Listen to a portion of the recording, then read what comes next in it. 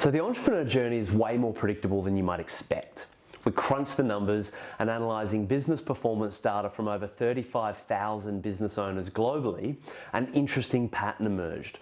Put simply, there are a series of well-defined stages in the entrepreneur journey, and the data shows that businesses at similar stages of growth struggle with similar problems. Because the problems are predictable, the solutions to those problems become predictable as well. By better understanding the stages in the entrepreneur journey, you can avoid the need for growth by trial and error and rapidly accelerate your own journey. And so there are 8 stages. The first is startup, characterized by optimism and enthusiasm and working with little more than their skills, experiences, and an idea.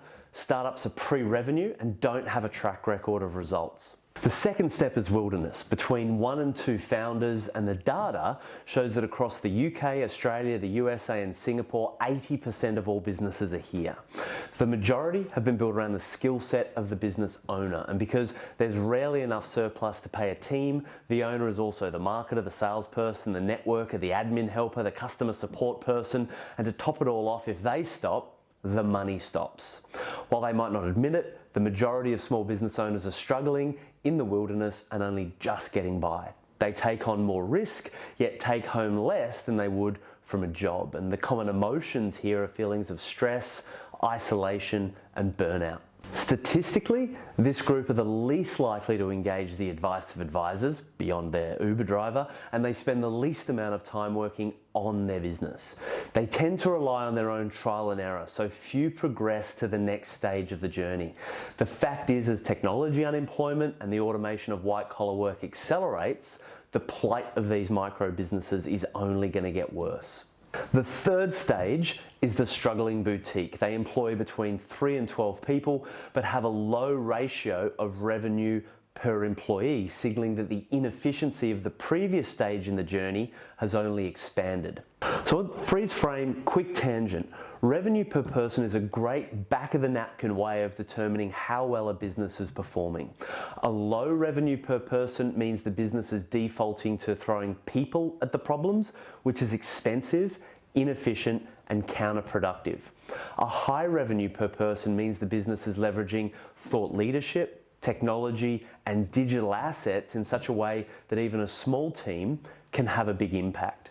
As your business grows and you have better data to work with, profit per full-time employee or even profit per full-time employee hour becomes a more refined metric that you can use. So in a struggling boutique, a small team forms, the roles become more focused, but it still feels like hard work and struggle. These businesses tend to only operate in a geographically localized area, and despite boasting high 6, early 7-figure revenues, still tend to lack financial stability.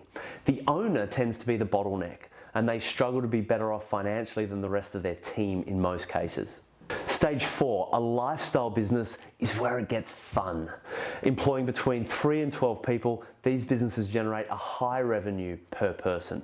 A small dynamic team with low overheads and high energy culture starts to form, and this type of business tends to be led by what we call key people of influence, meaning they embody the vision, the values, and the value proposition of the business. They've built a respected personal brand in their industry, and energetically, this is the most fun, it's the most personally rewarding place to be. Their value proposition and their pitch is highly differentiated. They've got strong cut through to their ideal customers. They attract opportunities. They're highly profitable. The key person is often a speaker, author, or a media commentator, and they tend to have developed products and services that can be delivered by other people or technology, so they can live and work from almost anywhere.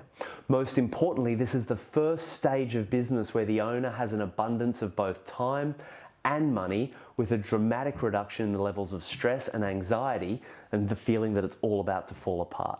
For most people we speak to, a lifestyle business is the goal, and I strongly recommend against the idea of growing beyond a team of 12 with a maximum of about 3 million revenue, because somewhere between 13 and 49 people with between 3 and 15 million revenue, everything, and I do mean everything, turns to custard. So stage 5 is crossing or dying in the desert.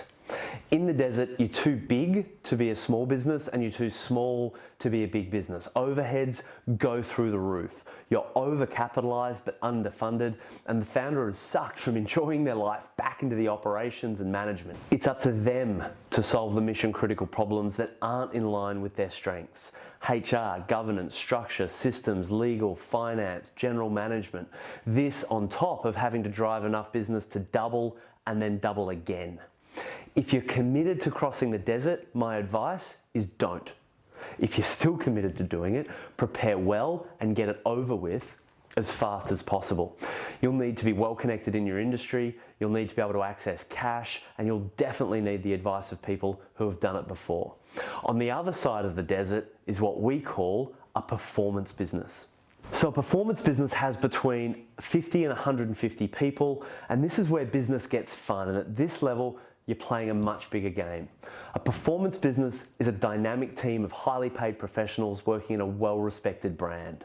The business itself is almost unrecognizable from the lifestyle boutique it once was.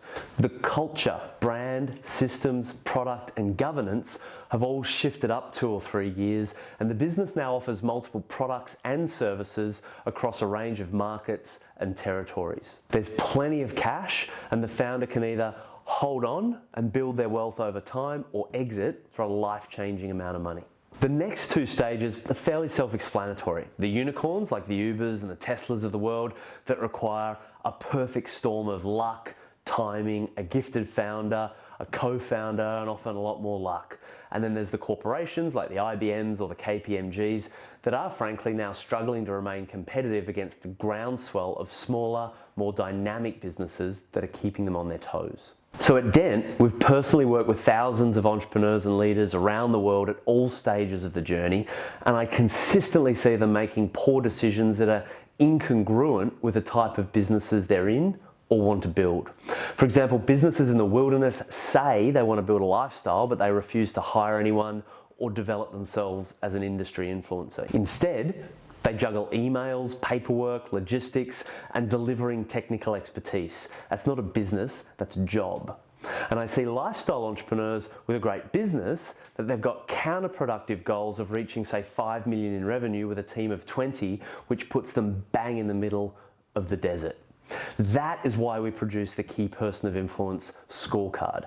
Regardless of whether you're in startup, small business, or fast growth, because almost all of the bottlenecks, frustrations, and challenges you and your team are experiencing day to day in your business are predictable, having a clear roadmap that the scorecard offers takes the trial and error out of accelerating your own entrepreneur journey.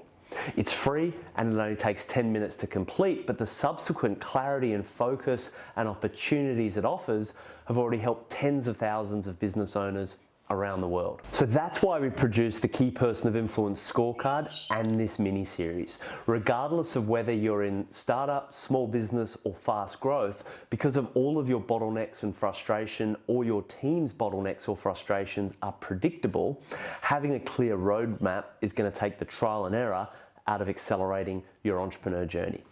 2 things to do from here. Click the link below, take the 10 minutes to do the scorecard. Once you've got that score, come back and progress to the next video where I dive into the art of the perfect pitch. Understanding your score, that video is going to be able to help you not only improve that score, but be able to help your team and everybody in your industry understand more about what you do, why you do it, and why they should pay a premium for your products and services. My name is Glenn Carlson. I look forward to seeing you in the next video.